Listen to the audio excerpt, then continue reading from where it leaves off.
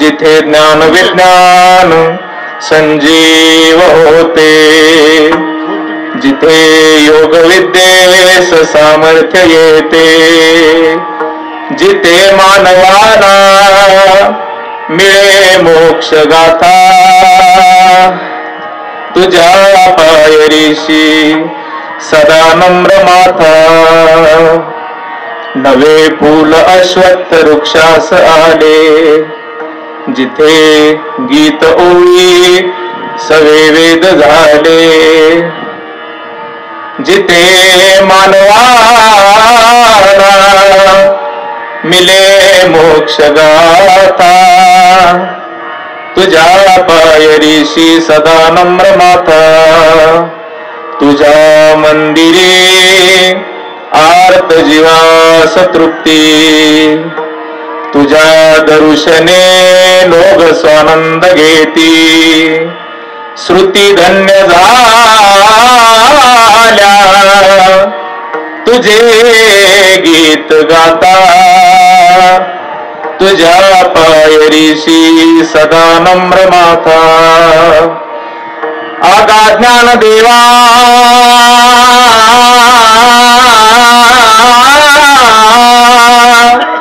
मुक्ताई परेशा, तुझ्या पायरीशी सदा नम्र माता.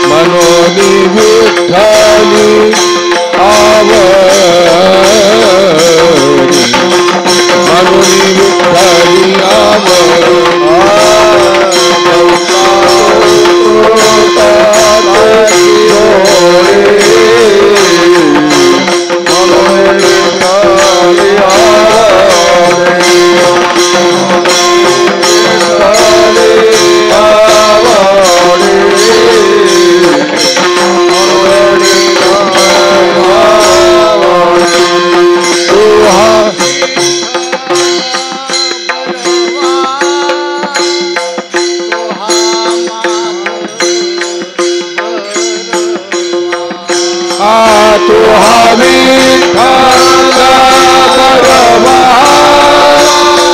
तू माधव बरवा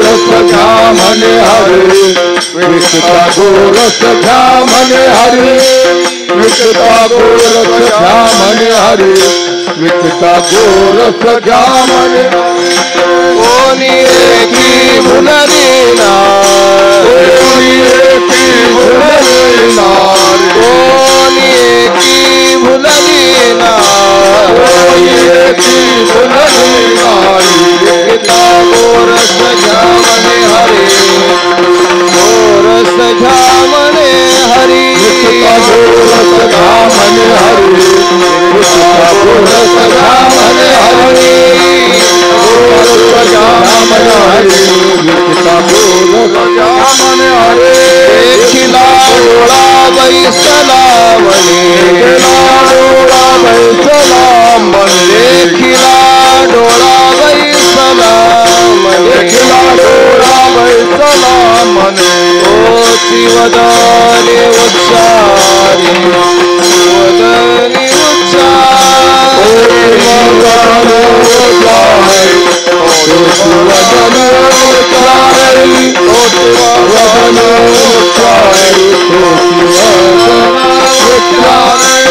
अवघियाचा विसर अवघियाचा विसर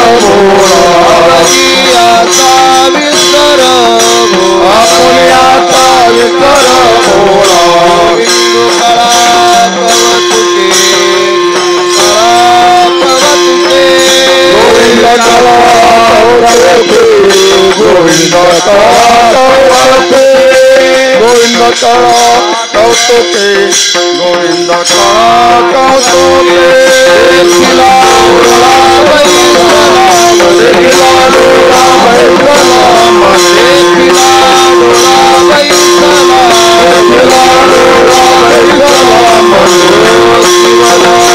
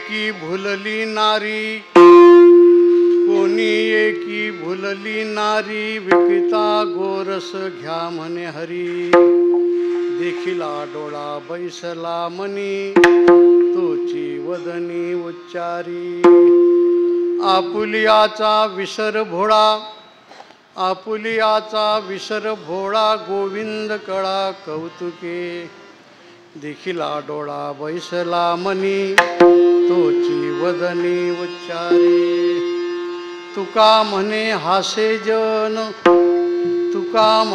हासे जन नाही कान ते ठाई देखिला डोळा बैसला मनी तोची वदनी उच्चारी विठ्ठला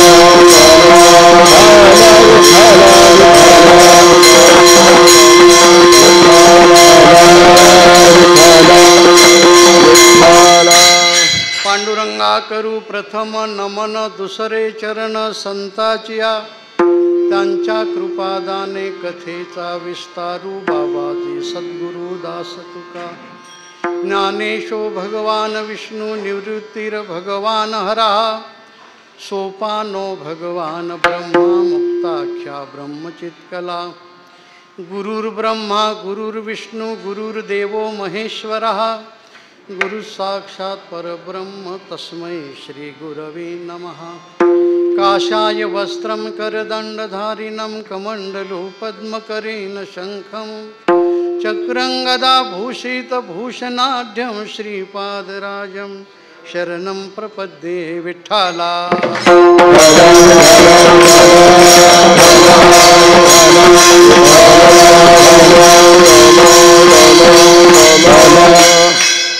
ओम नमो ज्ञानेश्वरा.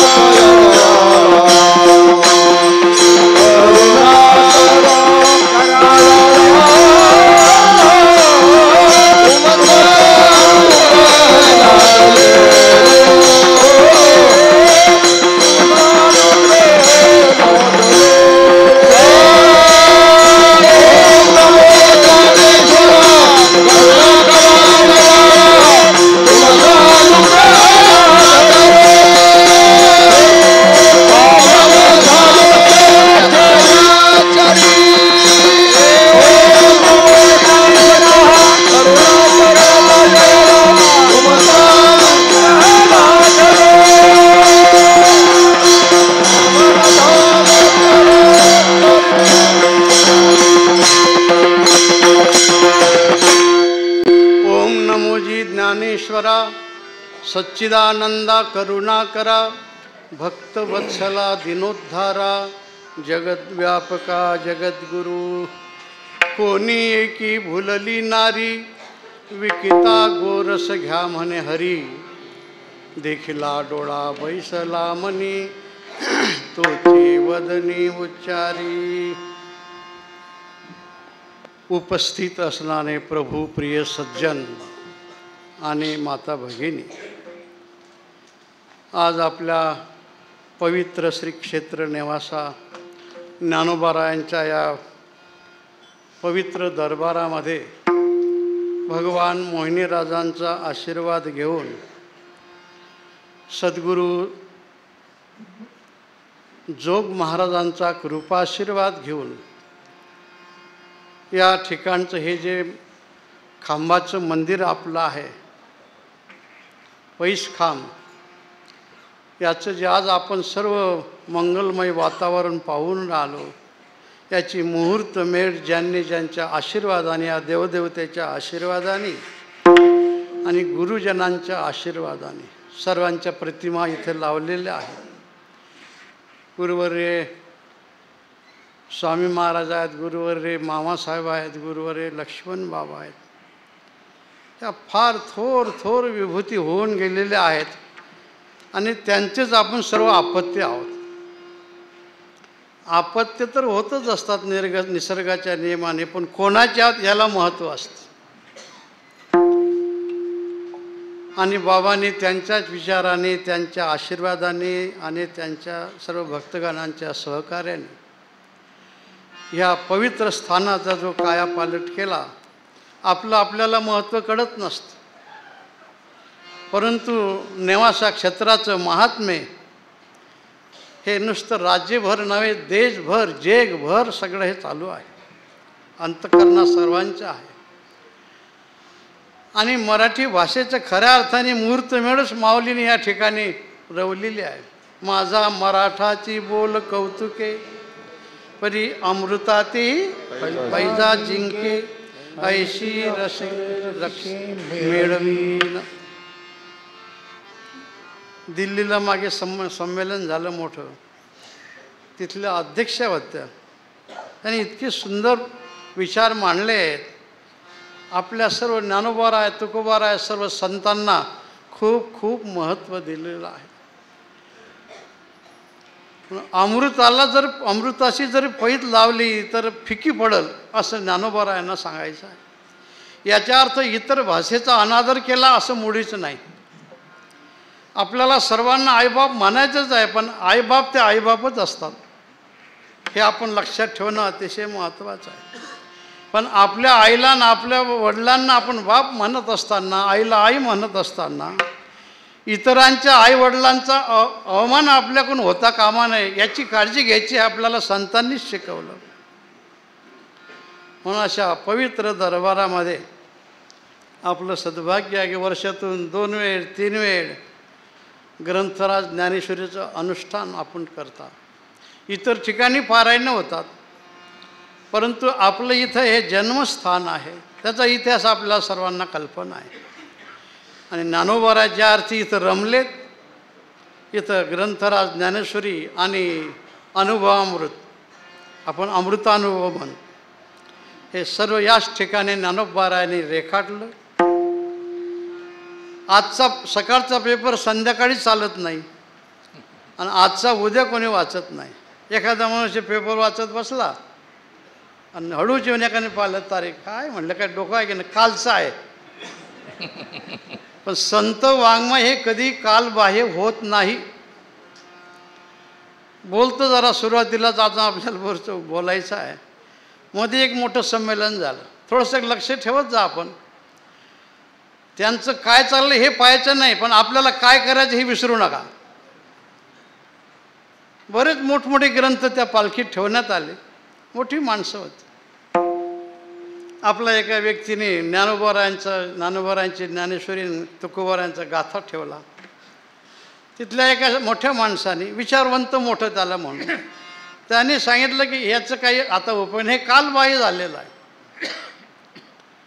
पण तोही पक्का वारकरी होता. त्याने सांगितलं आमचं संतांचं वाङ्मय कालबाह्य नाही. तुम्ही पालखी जरी नाही ठेवलेलं पण समाजाने डोक्यावर घेतलेलं आहे.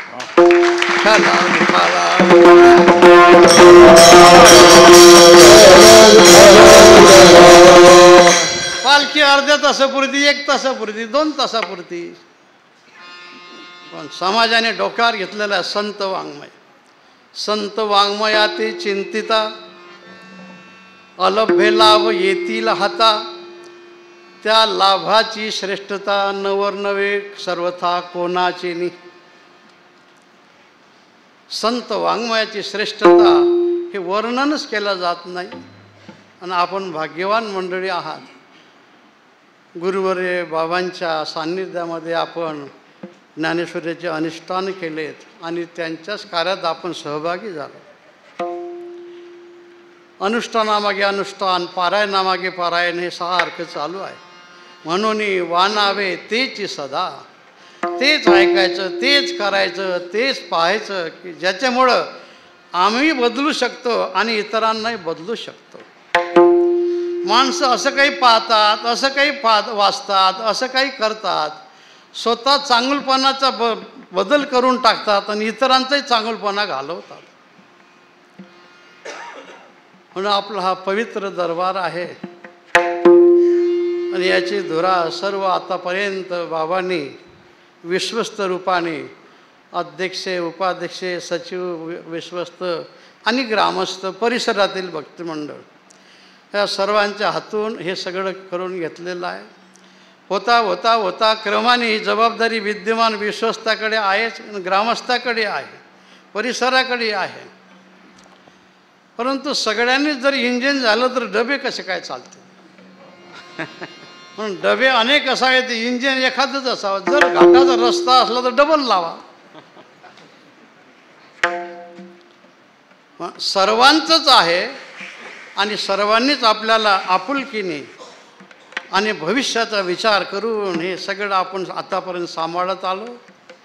आता विद्यमान विश्वस्त मंडळ यांच्या मार्गदर्शनाखाली काम करून राहिल्यात आमचे आपले सर्वांचं श्रद्धास्थान परमपूजनीय वेदांताचार्य श्री देवीदासजी महाराज यांचं नाव चांगलं आहे, मागे त्यांनीच उल्लेख केला. तर असा देवीचे दास म्हणजे ज्ञानदेवीचे दास.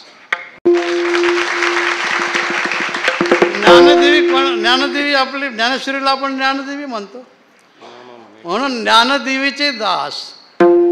ज्ञानेश्वरीचं अनुष्ठान, त्याचं मंथन, त्याचे विचार सांगणं. बऱ्याच वेळेस माणसाला मंथन करता येत नाही, ज्याला मंथन करता येते त्यांना लोणी काढता येत नाही.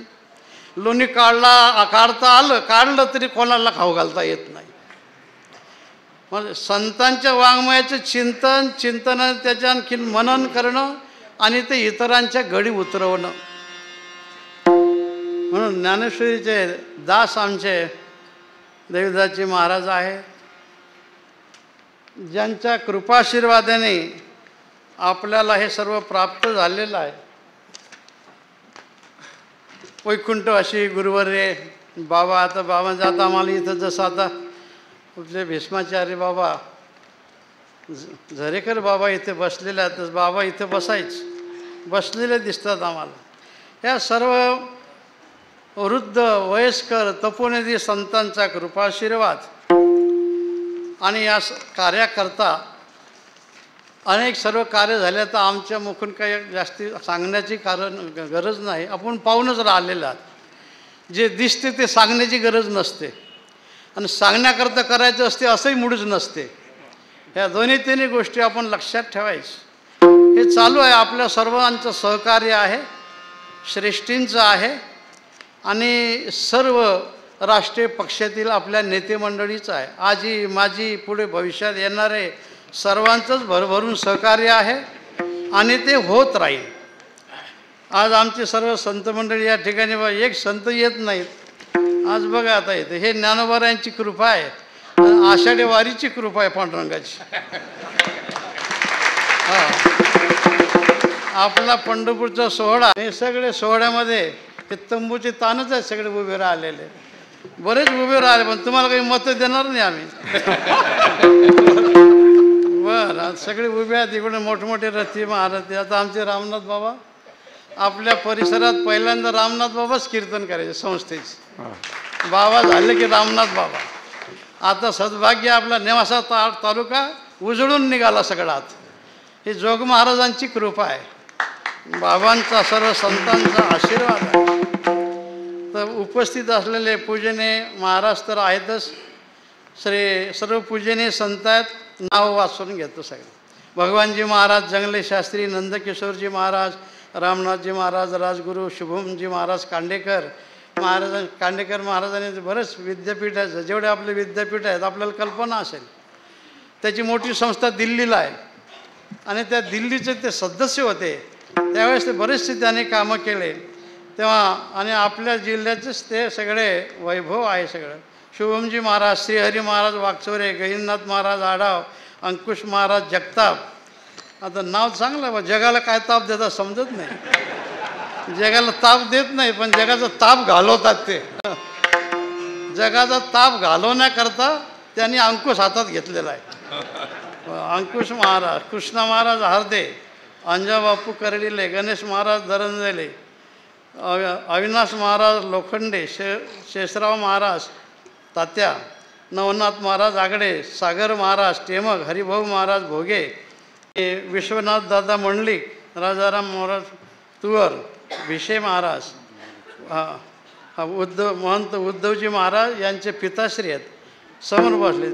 ते लहान विद्यार्थ्याचं कीर्तन असलं तरी तेवढ्याच प्रेमाने ऐकतात आणि मोठ्या महंताचं असलं तरी तेवढ्याच प्रेमाने ऐकतात.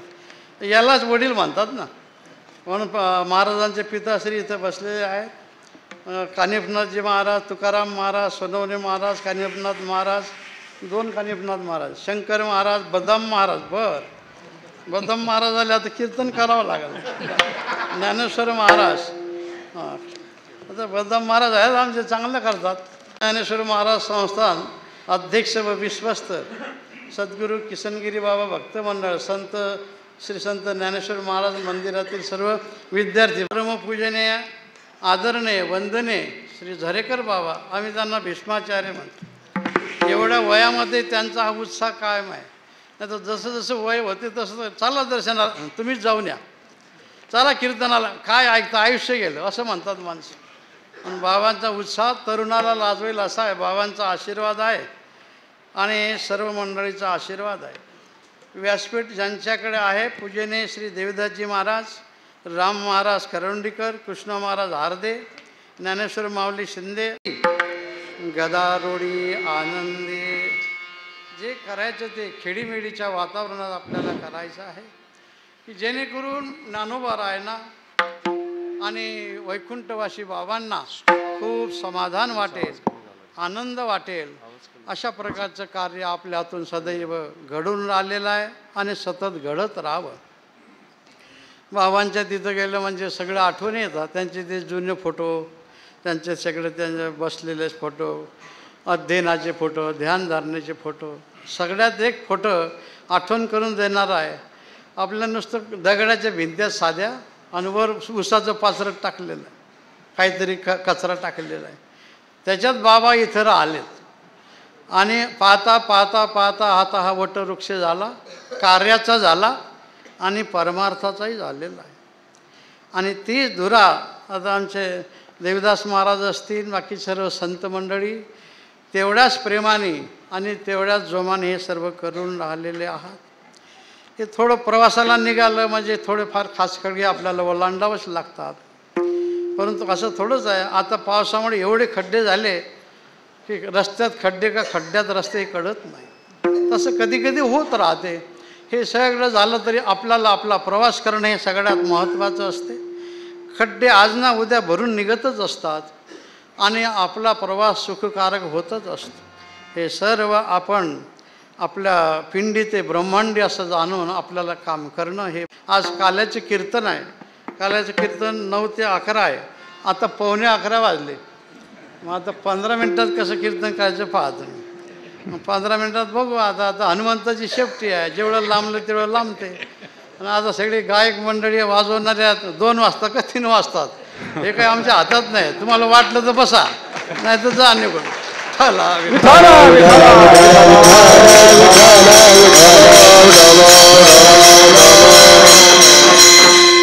काल्याचे कीर्तन म्हटलं की मर्यादा आहे. चरित्र ते उच्चारावे,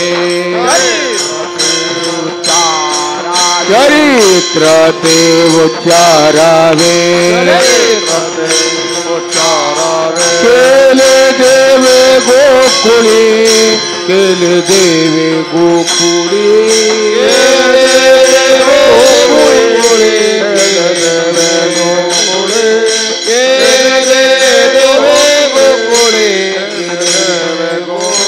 चरित्र ते उच्चारावे, केले देवे गोकुळी, केले देवे गोकुळी, केले देवे गोकुळी, चरित्र ते उच्चारावे, केले देवे गोकुळी, केले देवे गोकुळी,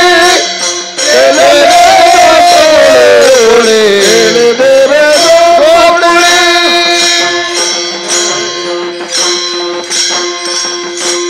आजच्या दिवशी भगवान गोपाल कृष्णाने गोकुळामध्ये जे गोपिकासोबत क्रीडा केला, चरित्र केलं, त्याचं वर्णन करायचं असतं. ही मर्यादा संतांना घालून, ऐशी मर्यादा आहे संतांच्या घरीची. कीर्तनाच्या टायमाची मर्यादा. बाबाला खूप राग यायचा. एखादा कीर्तनकार थोडा पुढे गेला की मग बाबा कधी कधी मग बोलायचे. बाबा कसा आईचा स्वभाव होता, पाठवून हातही फिरवायचे आणि धबा काही मारायचे, दोन्ही कामं करायची. हे सगळं आता बऱ्याच आठवणी येतात. आता काही आठवणी आपल्याला सांगणं उचित नाही, पण बाबा काही हलके करत नव्हते. भगवंताचं चरित्र. आणि बघा थोडे 2 शब्दात आपल्याला सांगतो. मर्यादा सोडली तर काय होत. कीर्तनाची मर्यादा इथं कोणी बिडी ओढू नये. जर ओढली तर त्या लोक चांगले मानतील का. हे सगळे मर्यादा आहे. आता जाऊ द्या, आपण मागे पाहू, ओढून पहा. सीतामाईनी लक्ष्मण रेषेची मर्यादा ओलांडली, काय झालं. सीताहरण झालं.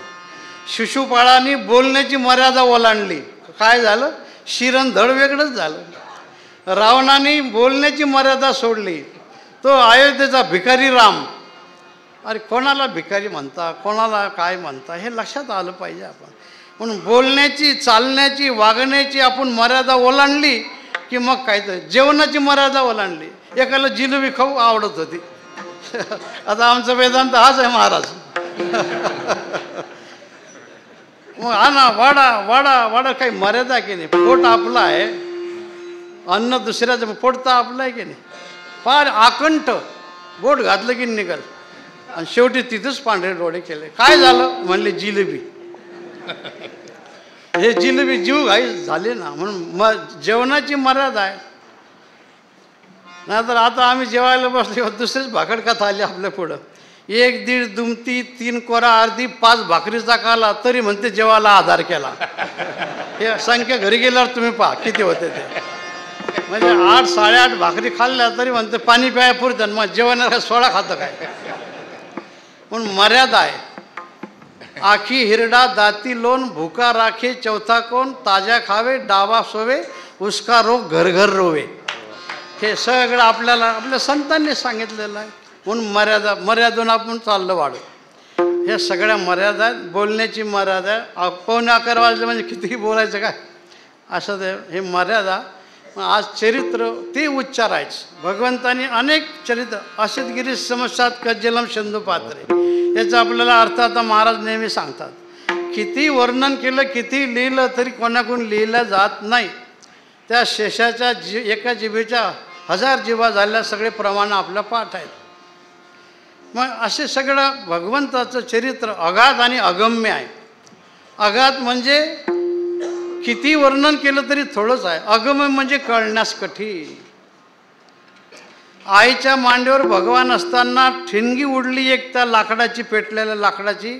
आई आई म्हणून हात झटकला आणि बोरा एवढा फोड आला. आणि तेच भगवान पुढं 12 गाव अग्नी गिळतात पण जीभसुद्धा काळी झाली नाही. मग हे आपल्याला गणित लागल काय. हे भगवंताचं चरित्र अगम्य आहे आणि अगाध आहे. मग संतांनी सांगितलं तेवढं आपण करावं. मग अशी मर्यादा आहे संतांच्या घरीची. भगवान गोकुळामध्ये अवतीर्ण झाले आणि अवतीर्ण झाल्यानंतर गोकुळामध्ये सगळं आनंदी आनंद. गोकुळीच्या सुखा गोकुळीच्या सुखा गोकुळीच्या सुखा गोकुळीच्या सुखा. अंत पार नाही लेखा, अंत पार नाही लेखा, अंत पार नाही लेखा, अंत पार नाही लेखा, अंत पार नाही लेखा. गोकुळीच्या सुखा अंत पार नाही लेखा, अंत पार नाही लेखा. गोकुळीच्या सुखा अंत पार नाही लेखा. हरी पार नाही लेखा,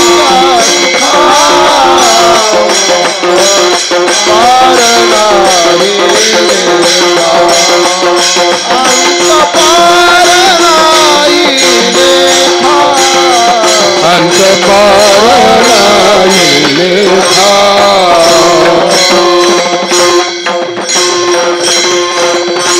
गोकुळात किती सुख झालं याचं काही मोजमापच करता येत नाही. अंत पार नाही लेखा. कशामुळे सुख झालं. देव आले म्हणून सुख झालं. तुकाराम महाराज सांगतात देव झाला पाठीमोरा नसते विघ्न येते घरा. ज्यावेळेस विघ्न अधिक यायला लागता समजा आपण देवापासून दूर चाललो किंवा आपल्यावर देव रुसून देव पाठमोरी झाले. भगवान तिथं आलेत ना, अवतार झाला. त्याच्यामुळं आनंदे नगर दुमदुमीत. सर्व स्त्री पुरुष लहान थोर सर्वांना आनंद झाला. गुढिया तोरणे करीती कथा गाती गाणी. गुढ्या उभारल्या, तोरणं बांधले, सगळं केलं. आणि हे सगळं मग आता अलीकडे आपण मुलांचा उत्सव करतो पण तुकाराम महाराजांनी दाखवून दिलं की मुलांचा कसा उत्सव करायला पाहिजे. एका ठिकाणी आम्ही गेलो, वारकऱ्याचं घर होतं, काही दुसरं नाही. आणि भलं मोठं ताटण असा ढीग होता त्याचा. मग योग आला म्हणले आणायचे. बरं म्हणतं हे काय करायचं, म्हणजे कापायचं. म्हणलं कापणं, विजवणं आणि तिसरं काय असतं फुकणं, दिवा विजवणं, हे काही आम्हाला संतांनी सांगितलं नाही.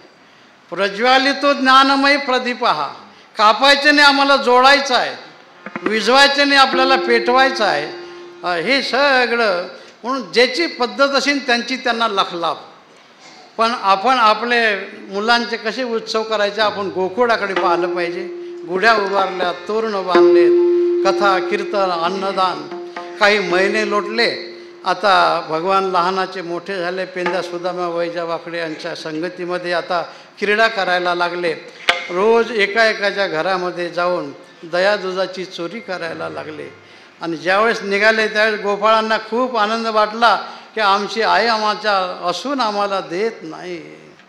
मग काय करायचं, मग जरी मागितलं म्हणले तर आई राग आम्हाला जेवढं ताटात आणून त्याच्यापेक्षा 4 पट खाली सांडते राग टाकल्यामुळे. म्हणजे आम्ही काय यायला म्हणत नाही दूध दे, पण आज देवाच्या संगतीमध्ये पोटभर मिळणार आहे म्हणून आनंद त्यानं उड्या मारत होते, ओरडत होते. भगवंताने सांगितलं तुम्हाला पोटभर खायचं आहे का, मग असं चालणार नाही. याल तरी यारे लागे याल तरी यारे लागे अवघे माझा मागे अवघे माझा मागे अवघे माझा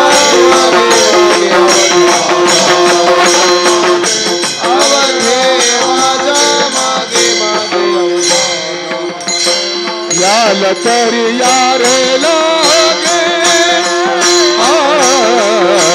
याल तरी यारे लागे याल तरी यारे अवघे माझा मागे मागे आज देतो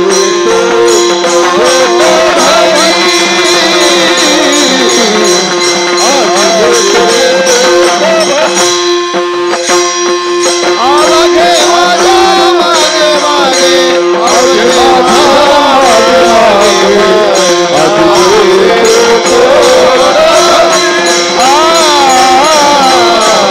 आज देतो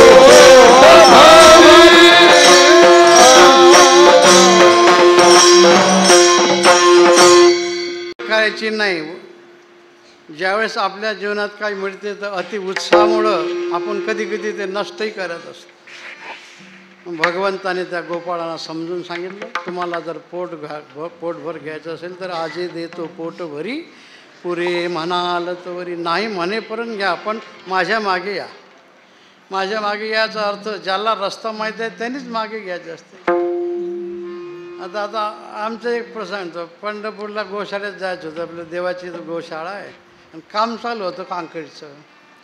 मग आम्ही गेलो, या गल्लीतून गेलो तरी तिथंच जायचं, दुसऱ्या गल्लीतून गेली गाडी तिथंच जायचं. मग ते एका माणसाने पाहिलं काय म्हणलं गोशाळेत जायचं. मग त्याने बरोबर गाडी करून दुसरीकडून बरोबर नेलं तिथं.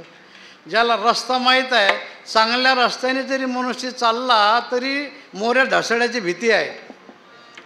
आणि तुम्ही सदाचरणाने जरी वागत असले तर सदाचरणा व्यतिरिक्त जे विरुद्ध वातावरण करणारे माणसं आहेत ते तुम्हाला धडकण्याची भीती असते. म्हणून अशा प्रसंगात आपल्याला डायव्हर्शन कसं वापरायचं, कोणत्या वेळेस कसं जायचं हे सगळं लक्षात आलं पाहिजे. हे ज्याच्या लक्षात ज्याला माहिती आहे त्याच्या मागे जावं. हे माहीत आहे देवाला आणि संतांना. मार्ग दावूनी गेले आधी दयानिधी संत तेनेची पंथे चालू जाता न पडे गुंता कुठे. अडचणच येत नाही. काही काही माणसं आम्ही गेलो होतो पण रस्ता बंद आहे, पांढरीचे पुलावर ट्रॅफिक जाम आहे म्हणले सगळे. मग परत आलो, परत नाही वामुरी मार्ग जाता येते ना, असं थोडं जागे ट्रॅफिक जाम आहे म्हणून. तसं देवाला आणि संतांना हे सगळे मार्ग माहीत आहेत. जीवनात प्रत्येक गरीब असू द्या, श्रीमंत असू द्या, भिकारी असू द्या, अन्य कोणी संतही असू द्या, सगळ्याच्या जीवनामध्ये हे सगळे खास खडगे आहेत. डायव्हर्शन कसं वापरायचं, संतांचा सहवास, संतांचे विचार हे ज्ञानेश्वरीचं अनुष्ठानच आपल्या कामाला येतं.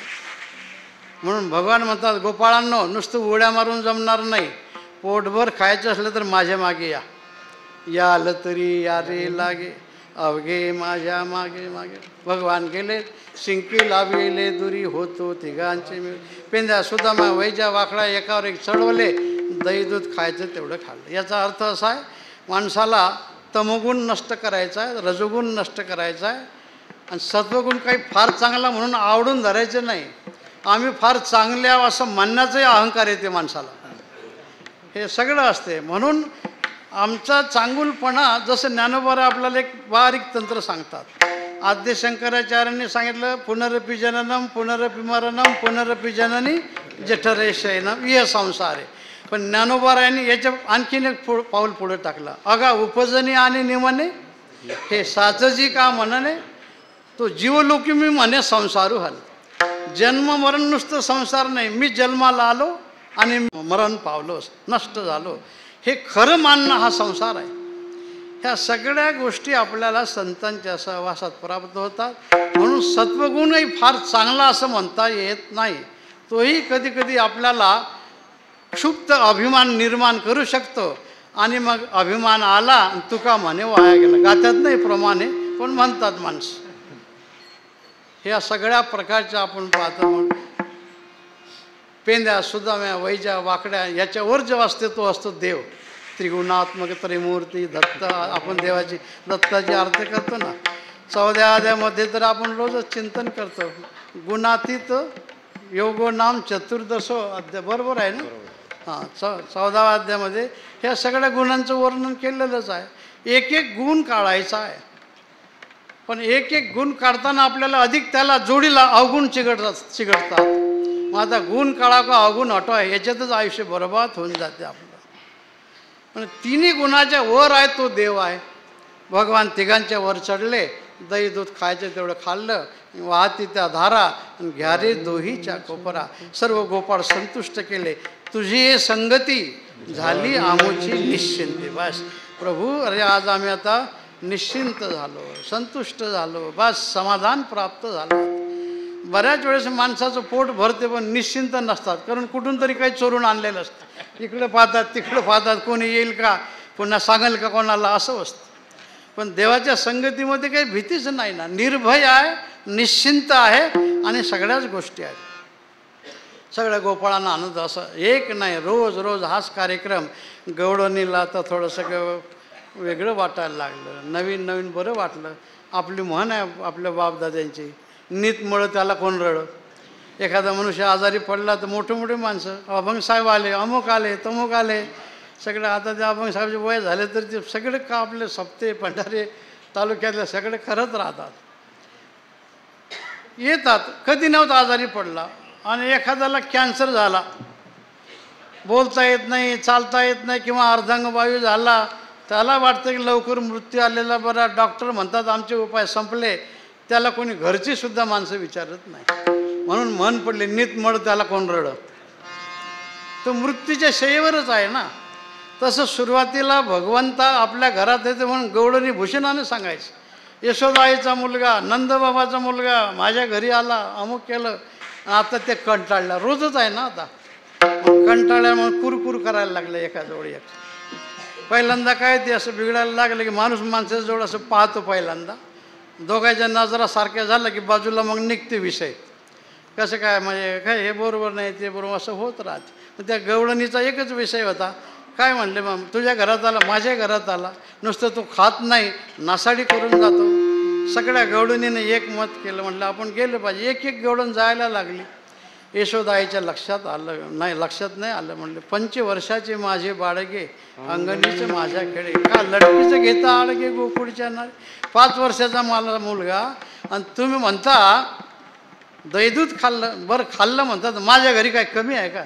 ज्यांच्या घरी काही नाही तेच चोरी करतात असं नाही. अरे राम राम, आता आलं तुमच्या लक्षात.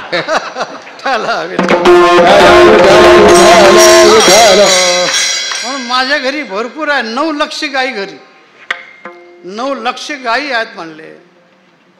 आणि तुमचं काय खाल्लं असेल तर तुम्ही 1 पट खाल्लं असेल 10 पट घेऊन जा, पुन्हा माझ्याकडे यायचं नाही. त्यांनी विचार केला जमणार नाही असं. मग 50-50 गवळणी एकत्र आले.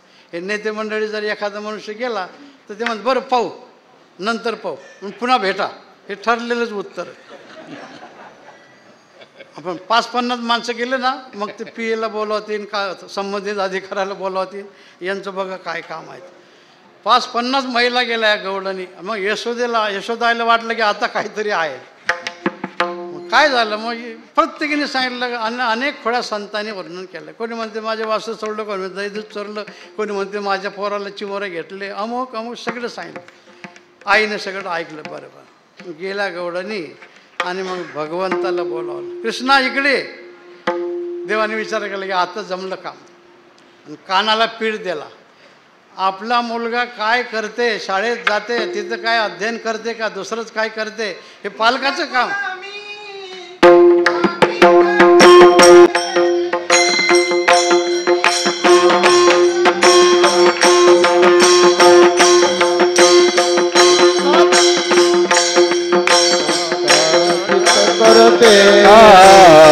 घरी कोणाच्या जाऊ नको रे, कृष्णा तुला मी साक्षीच करते.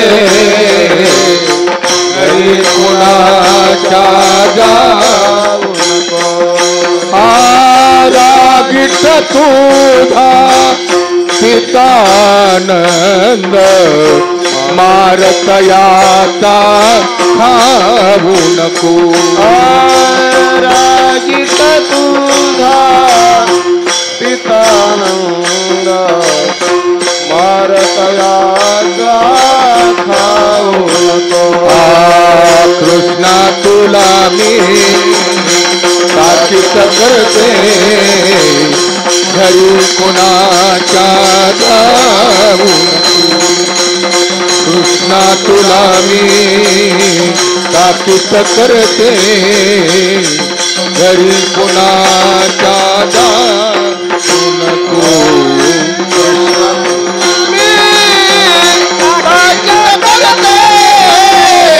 घरी कोणाच्या जाऊ नको. कृष्णा तुला मी साक्षीच करते. घरी कोणाच्या जाऊ नको. कृष्णा तुला मी ताकीद करते, घरी कुणाच्या जाऊ नको. आई तिलाच म्हणतात. अलीकडे माणसं फक्त मुलं मुलीला शिक्षित करायच्या मागे लागले, सुशिक्षित नाही करत.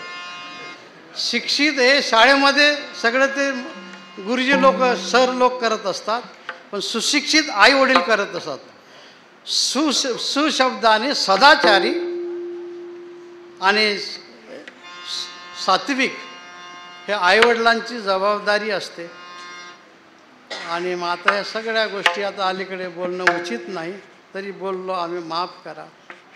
हे सगळ्या गोष्टी असं झालं. मग असा आपला शब्द आला मर्यादेचा.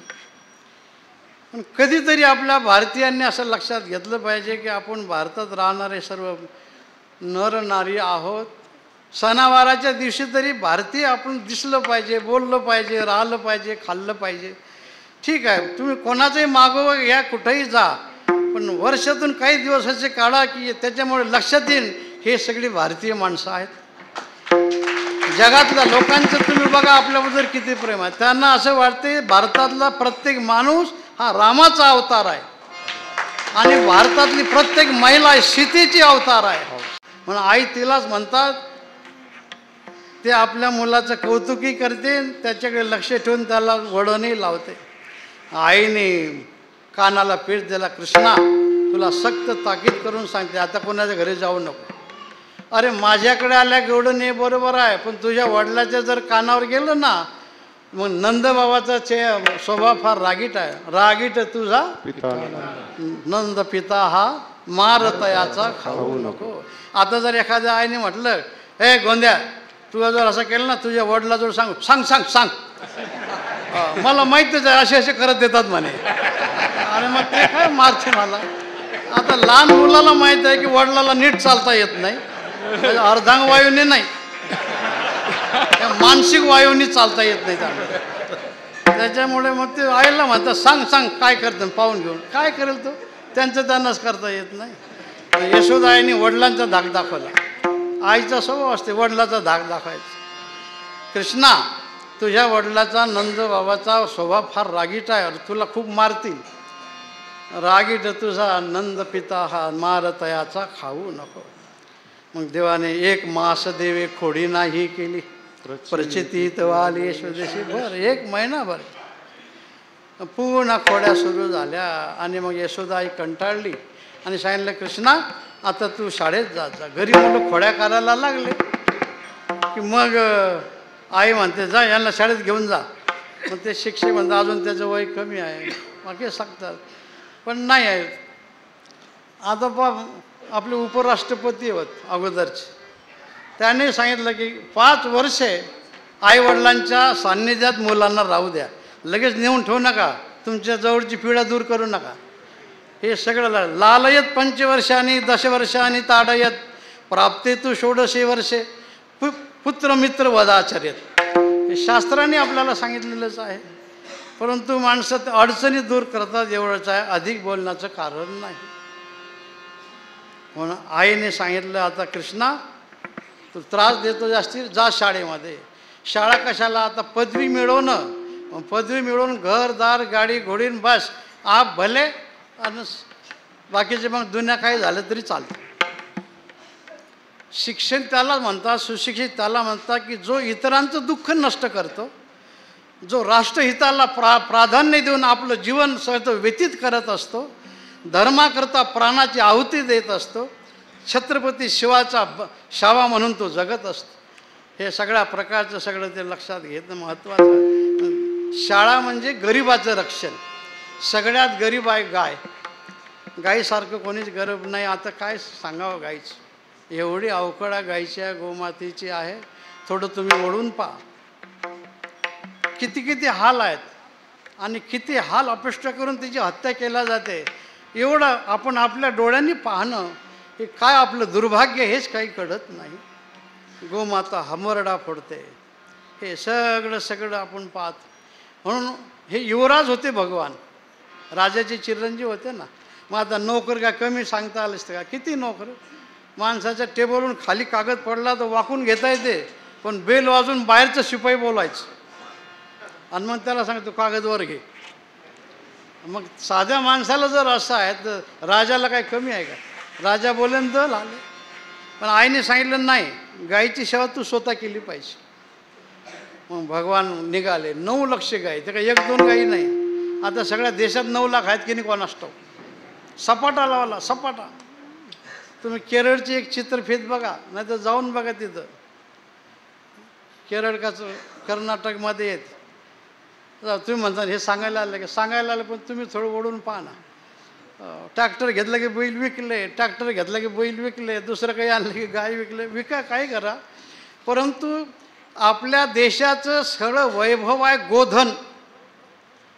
गोधन जोपर्यंत चांगलं राहत नाही तोपर्यंत तुम्ही काही करा, सोन्याचे घरं बांधा, पण त्याला आग लागल्याशिवाय राहणार नाही. म्हणजे बाह्य प्रगती झाली पाहिजे. आणि आम्हाला आशीर्वाद देणारे आमचे 5 माता आहेत. गोमाता, भूमाता, जन्म देणारी माता, गंगा माता आणि भारत माता. ह्या सगळ्या आईकडे आपण लक्ष दिलं पाहिजे. परंतु आपलं एवढं काही सगळे कामं वाढलेत की आपल्याला मागे वळून पाहायला कुठं जागाच नाही राहिली. म्हणून असं ना युवराज कृष्णा तुला गेलं पाहिजे गायीच्या मागे. मग पेंद्या सुदाम्या वैजा वाकडे यांनी आपापल्या गायी सोडल्या आणि मग ते गेले. म्हणजे काय सफारी घालून थोडेच गेले. काळी घोंगडी हाती काठी लागला धेनूचे पाठी, काळी घोंगडी खांद्यावर टाकली, कानावडी काठी घेतली आणि अनवानी पायाने भगवान निघाले. आणि गायीचं रक्षण करत असताना पेंद्या सुदाम्या वैजा वाकड्या सगळ्या गोपाळांना खूप आनंद, गायी संतुष्ट व्हायच्या. पण गवळणीला इकडं दुःख झालं. गवळणीने विचार केला की आता काय करायचं. आपण आपल्या पायाने हातावर दगड पाडला, आपण गाराने नसते सांगितलं तर आईने पाठवलं. भगवान सकाळी जातात आणि संध्याकाळी परत येतात. पूर्वीची पद्धतच होती. प्रातःकाळी जायचं आणि झिंजुरक्यात घरी यायचं. सांजवेड्याला झिंजुरक्यात जायचं आणि सांजवेड्याला घरी. त्यावेळेस टाईम नव्हते. पण झेंजुरक्यात जायचं म्हणायचे आणि सांज वेळेला घरी यायचं. आता जाणं येणं, आता काळ बदलला सगळा. भगवान अंधारात जायचे आणि अंधार पडल्यावर गाय घेऊन यायचे. त्या गवळणीचं दर्शन होत नव्हतं म्हणून त्यांनी नामी युक्ती लढवली. कोणी धुण्याचं निमित्त केलं, कोणी दही दूध विकण्याचं निमित्त केलं. अशी जी कोणीतरी नारी स्त्री, तुकाराम महाराज म्हणतात, भगवंताच्या दर्शनाकरता ती आसुसलेली होती. कृष्ण माझी माता, कृष्ण माझा पिता, बहीण बंधू चुलता, कृष्ण माझा वास. कृष्ण कृष्ण कृष्ण सारखं ध्यान लागलं. म्हणून दयादुधाचे डेरे आपल्या डोक्यावर घेतले. दुडीवरी दुडी गवडणी साथ निघाली आणि ती एकटीच निघाली असं महाराजांनी इथं वर्णन केलं. आणि जाता जाता भगवान गोपाळासह वृंदावनामध्ये क्रीडा करत होते आणि डोळे भरून पाहलो. आणि तिला विसर पडला. हेच तुकाराम महाराज अभंगाच्या पहिल्या की फुलली नारे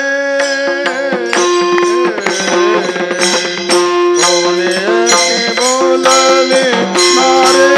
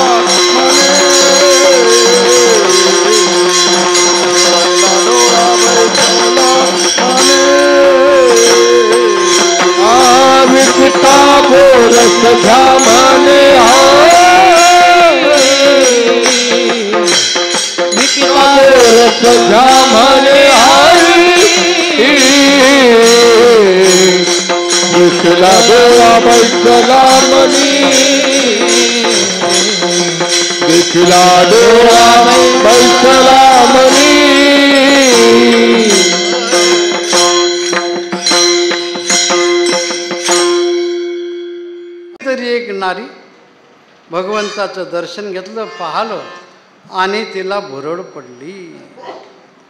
कोणी एकी भुलली नारी विकिता गोरस घ्या. मथुरेला गेली आणि मथुरेत गेल्यानंतर गोविंद घ्या, कोणी दामोदर घ्या गे. गोविंद घ्या, दामोदर घ्या म्हणायचं होतं तिला. दही घ्या, दूध घ्या. परंतु ते न म्हणताना ज्याला डोळ्यांनी पाहिलं होतं तो आत साठवला होता. त्याच्यामुळे काही लक्षातच येईना काय म्हणतो. याचं एकच कारण सरळ म्हणू आपण आता. देखिला डोळा बैसला म्हणे तोची वदनी. ज्याला पाहिलं तो मनात बसला आणि जो मनात होता तो वाचे वाटे बाहेर आला. गोविंद घ्या, दामोदर घ्या. माऊलीने हे सांगितलं, आवडे ते वृत्ती किरीटी आधी मनोनी उठी मग तेची वाचा दिठी कराशी. एखाद्या माणसाचं भांडण झालेलं असावं, योगायोगाने कीर्तनात जवळच बसले, काही म्हणता येणार आणि बोलता येणार. विठ्ठल विठ्ठल चाललं की हा शेजारचा माणूस असा करायचं, आवाजच ना. तिसऱ्या माणसाने विचारलं, का रे बाबा तू आम्ही पाहिलं तुझ्याकडे, तू असं काय, तुला माहीत नाही तो गंप्या पहा ना माझ्या शेजारी बसला माझ्याकडे असा पाहत होता. आणि मग त्याच्या विषयाचा राग त्याच्या हातातून येत होता, प्रगट होत होता. आवडे ती वृत्तिकिटी आधी मनोनी उठी मग तेची वाचा दिठी कराशी आहे. दोन दोन हातही होतात कधी. त्या गवडीने जे पाहिलं ते पुढे येतं. आता आम्ही बरेच अनुभवतो. पांडुरंगाचा अभिषेक केला, बोलता बोलता असं वाढतच राहते. मग अभिषेक केला की सगळे ते मंडळी सांगतात, हे पहा हे भृगुऋषीचे लात मारलेलं चिन्ह आहे, अमुक आहे तमुक आहे सगळं. पहा डोळे लावा, सगळं पाहिलेलं असतं एक तासभर. महापूजा करताना, आणि डोळे लावले की ते देवाचं येत नाही, देवाचे अगदी 1-2 फुटावर 3 फुटावरच असतो. घरचं सगळं येतं गबाड. आलं का झालं, मग होला हो करतात माणसं. एवढं सोपं आहे काय ते फार जे जन्म सहस्त्री ओळखीचे एक वेळ मुखाशी यावया, हजारो जन्माची तपश्चर्या लागते. ज्याला तुम्ही पाहिलं ते मनात बसलं, याचा अर्थ त्याच्याविषयी तेवढी ओढ आवड असली पाहिजे. तसं पाहिलं पाहिजे आपण. नाही तर ट्रकवाले हुशार असतात, ते म्हणतात आमच्याकडे पहा, पण त्याचं लिहिलेलं असतं पहा पण प्रेमाने. काही माणसं असे पाहतात एका दगडाचे 2 दगड होतात. म्हणून प्रेमाने पहा, भगवंताकडे प्रेमाने पाहिलं, आनंदाने पाहिलं, आणि ते आज साठवला गेला, एवढा साठवला गेला की उचंबळे गोरस सांडे, आतलं प्रेम बाहेर यायला लागलं. गोविंद घ्या, दामोदर घ्या, पाहिलं, मनात साठवला, त्याचंच हे फळ आहे. आणि मग मथुरेमध्ये अशी अवस्था झाली, तिला आपलेपणाचा विसर पडला. काय म्हणतो काय करतो हेही कळेना. आणि भगवंताच्या स्वरूप ज्ञानामध्ये ते एवढी एकरूप झाली, तिला दुसरं काही कळेना. आपुलियाचा विसर गोळा, स्वरूप ज्ञानाच्या कौतुकामध्ये खूप ती अगदी रमून गेली. आपुलियाचा विसर भोळा, गोविंद काळा कौतुके. आता ही झाली अवस्था त्याची. पण मथुरेतल्या महिला होत्या ना, काय काय म्हणल्या, तर विक्रेते पहा म्हणले, ते कोण आले, ते गोकुळची महिला आहे म्हणे, आणि ते गोविंद घ्या, दामोदर घ्या म्हणते. आतापर्यंत आम्ही भंगारपासून सोन्याची विक्री करणारे पाहिले, पण देवाची विक्री करणारे पाहिला नाही. म्हणून सगळ्या म्हाताऱ्या महिला मथुऱ्यातल्या गोळा झाल्या. मग त्या म्हणले गोकुळचे गौडन इकडे काय. वृद्ध गौडनी नामदेव महाराजांनी वर्णन केलं. वृद्ध गौडनी पाचारती आणि व आरुता श्रीपती, कोठे गोविंद विकती नाही देखील बाई. व आतापर्यंत तर आम्ही काही पाहिलं नाही, तुझ्याजवळ आहे दाखव आम्हाला कुठं आहे. आता ज्यांनी पाहिला त्याला दाखवता येत नाही, ज्याला दिसलं नाही ते सांगल्याशिवाय राहत नाही. सगळ्या गोष्टीचा विसर पडला. दही दूध देऊन टाकलं, पैसे घ्यायची आठवण नाही, घरी जायची आठवण नाही. मग ह्या गवळणी हसायला लागल्या. असं होतेच ना, सगळ्या गवळणी हसायला लागल्या. हसू द्या, आपले बापदादे शिकवत होते आपल्याला, हसणाराचे नुसतं दात नाही, खेबडे दात दिसतात. हां, याच्या आत काय काय हे लक्षात येते. म्हणून कोणाला हसू नका, तुम्हाला रडायची पाळी येईल, हे लक्षात येते. असं हे शेवटच्या चरणात सांगितलं. तुका म्हणे, तुका म्हणे, हाच जन तुका म्हणे, तुका म्हणे, तुका म्हणे, हाच जन तुका म्हणे, तुका म्हणे, तुका म्हणे, हाच जन तुका म्हणे, तुका म्हणे, तुका म्हणे, हाच जन तुका म्हणे, नाही कोण ते ठाई, नाही कोण ते ठाई, नाही कान ते ठाई, नाही कान ते ठाई, देखिला डोळा, देखिला डोळा, बैसला मनी, देखिला डोळा, नाही कान ते ठाई, नाही कान ते ठाई, नाही कान ते ठाई, नाही कान ते देखिला डोळा देखिला डोळा बैसला माने देखिला डोळा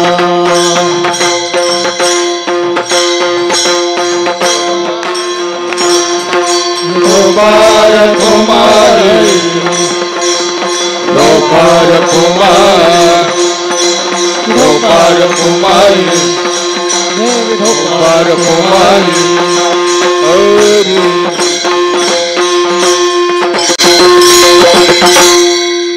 त्या गवळणीचं त्यांच्याकडे त्या हसण्याकडे लक्ष, ज्याला राष्ट्रकार्य करायचं आहे, ज्याला समाजाचं काम करायचं आहे, ज्याला धर्माचं काम करायचं आहे, ज्याला दीनदुबळ्याचं काम करायचं आहे, त्यांनी लोकांच्या बोलण्याकडे आणि हसण्याकडे लक्ष ठेवून चालणार आणि आपलं काम जे आपलं सतसत विवेक जागृत करून करत राहायचं. निंदा करे मूढ़ लोक उससे कभी डरना नहीं, सत्य और सुविचार से पीछे कभी हटना नाही.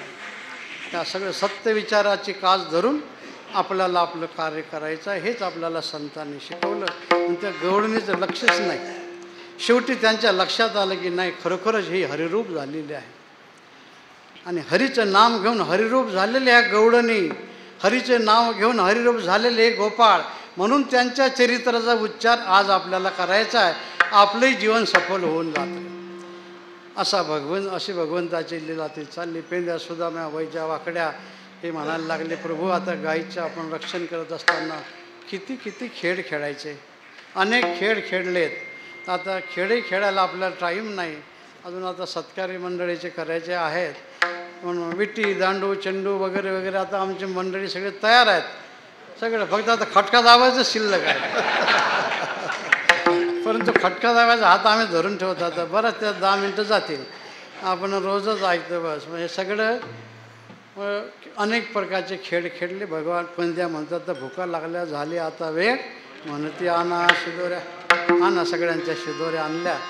खरी ही एकात्मता द्वापार युगामध्ये आणि यमुनेच्या वाळवंटात खडकावर शिकवली. खडक म्हणजे तिथं काही उगवत नाही असं पहिल्यांदा आपल्याला आपलं अंतःकरण खडकासारखं कणखर केलं पाहिजे. नाहीतरी कीर्तनात आलं की बरोबर आहे आणि तिकडे गेलं की हे काही अर्थ नाही, त्या काय त्याला उपयोग नाही. म्हणून खडकावर बसवलं. तिथं खडकावर बसवलं. त्यांना काय टेबल खुर्च्या सापडत नव्हत्या काय. खडका खडकी सोडियेला मोठा, आजीचा दैकाला गोमटा, घ्या रे दही भात प्रसाद देतो पंढरीनाथ. सगळ्यांच्या शिदोऱ्या एकत्र केल्या. सगळे गोपाळ गोलाकार बसवले. सगळं भगवंतानी खऱ्या अर्थाने तिथंच आपल्याला यातायाती धर्म नाही विष्णुदासा, निर्णय हा ऐसा वेदशास्त्री. संतांनी जे वर्णन केलं ना. आता सुदामा ब्राह्मण होता. पेंद्या कोणत्या जातीचा तुम्हाला माहिती आहे का? वैजा कोणत्या जातीचा आहे? वाकड्या कोणत्या जातीचा आहे? सगळ्या जाती धर्माचे भगवंताने एकत्र केले. त्यांना गोलाकार बसवलं आणि सगळ्यांची पदार्थ एकत्र घेऊन काला तयार केला. ज्या गोपाळांना काला वाटला त्या गोपाळांचं चिंतन करू. कीर्तनाची सेवा आटोपलेली आहे. पुण्यवानाचीच पुण्यतिथी होते. म्हणून पुण्यवंत व्हावे घेता सज्जनाची नाव. बाबांच्या पुण्यतिथीच्या निमित्ताने त्यांनी जे आयुष्यभर केलं, परमार्थ केला, समाज कार्य केलं, तेच आपल्याकडून ते करून घेऊन राहिलेत. 31वी नव्हे तर येणाऱ्या पुढच्या सगळ्याच पुण्यतिथीच्या निमित्ताने आपल्याला हे सर्वांना मिळून एकच करायचं आहे की तो हा हरिनामाचा जागर करायचा आहे. आणि तो जागर आपण अतिशय आनंदात सर्वांना मिळून केलेला आहे. असंच बाबांनी आपल्या हातून, माऊलीने आपल्या हातून करून घेत राहावा. सर्व विश्वस्त मंडळी, भक्त मंडळी, महाराज मंडळी सगळ्यामुळं आपण प्रार्थना करूया आणि इथेच थांबूया. झालेली सेवा माऊलींच्या चरणी समर्पित करून, सद्गुरू वैकुंठवासी बाबांच्या चरणी समर्पित करून सेवेस विराम देतो. काही कमी अधिक बोलल्या गेलं असेल, बोलता बोलता लक्षात राहत नाही, सर्वांची आम्ही क्षमा मागतो. ज्ञानेश्वर माऊली ज्ञानराज माऊली महाराज ज्ञानेश्वर माऊली ज्ञानराज माऊली तुकाराम ज्ञानेश्वर माऊली ज्ञानराज माऊली तुकाराम.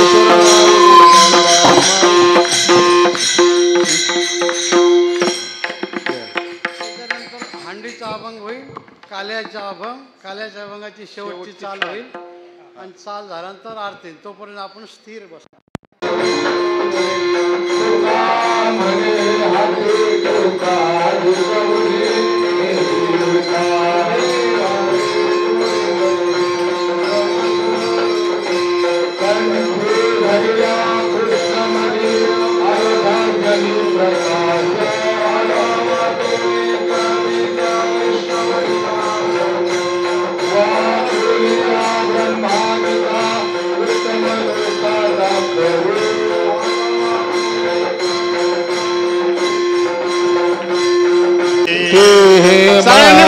ज्ञानेश्वरी भाव अक्षराची गाठी सर्वांनी टाळी वाजवा.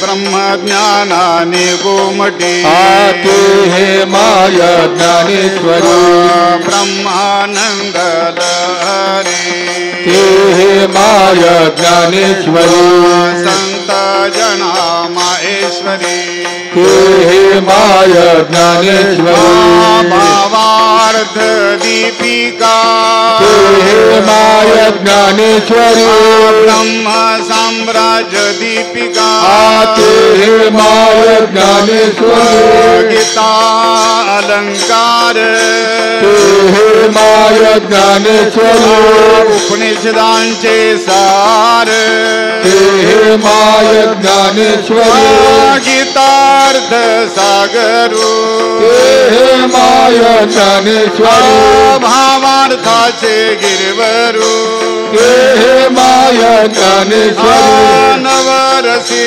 सागरू ते हे माय ज्ञानेश्वरी आनंदाचे अवारू ते हे माय ज्ञानेश्वरी धर्म कीर्तन ते हे माय ज्ञानेश्वरी संवाद फळ निधान ते हे माय ज्ञानेश्वरी भावाचे अवतरण ते हे माय ज्ञानेश्वरी प्रमेयाचे उद्यान ते हे माय ज्ञानेश्वरी साहित्य सोने याची खाणी ते हे माय ज्ञानेश्वरी विवेक वल्लीची ते हे माय ज्ञानेश्वरी भाव अक्षराची गातवर करा टाळी वाजवा माय ज्ञानेश्वरी ते हे माय ज्ञानेश्वरी ते माय हातवर करा ज्ञानेश्वरी ते